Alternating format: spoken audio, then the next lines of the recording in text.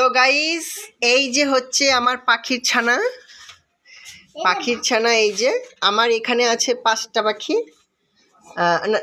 আর হচ্ছে 4টা হচ্ছে আজকে নতুন নিয়ে আসলাম মৌয়ের কাছ থেকে। মৌ বাড়িতে থাকবে না 5-6 দিন, তার জন্য ওদের পাখিগুলো আমার কাছে দিয়ে গেছে। তো এখানে দিয়ে গেছি, ওরা এখনো অ্যাডজাস্ট করতে পারেনি। আমি সন্ধ্যাবেলায় ঢুকালাম খাঁচার ভিতরে। এই যে যার যার মতন আছে এদিকে। আর আমার যেটা আর একটা আছে স্পেশাল, ও মিস, ওই যে হাড়ির ভেতরে বসে আছে বাচ্চা নিয়ে। ও আবার নতুন 4টে বাচ্চা দিয়েছে।